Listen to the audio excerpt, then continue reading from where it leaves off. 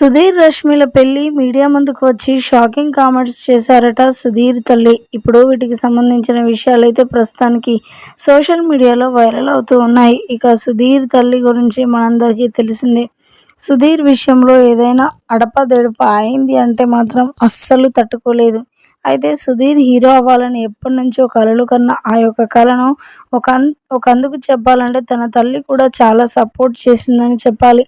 ఎందుకంటే సుధీర్ కంటే చిన్నవాడైన తన తమ్ముడు పెళ్లి చేసుకున్నాడు కానీ పెళ్లి విషయంలో ఏ రోజు కూడా సుధీర్ మరి చేసుకుంటాను అని కూడా అనలేదు. ఇలా నా మనసులో ఒక అమ్మాయి ఉందని కూడా చెప్పలేదు.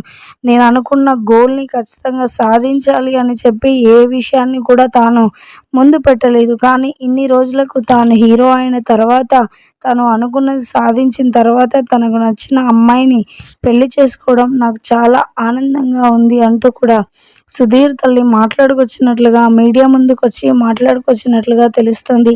తనకు నచ్చిన అమ్మాయి రష్మి కావడం నాకు కూడా చాలా సంతోషంగా ఉంది. రష్మి మా ఇంట్లో ఒక అమ్మాయిలా కలిసిపోతుంది. ఎప్పుడు వచ్చినా చాలా మంచిగా పలకరిస్తుంది. కానీ నా ఇంటి కోడలవుతుంది అని కూడా నేను ఎప్పుడూ అనుకోలేదు అంటూ కూడా మరి సుధీర్ తల్లి మాట్లాడికొచ్చినట్లుగా వార్తలైతే వినిపిస్తున్నాయి.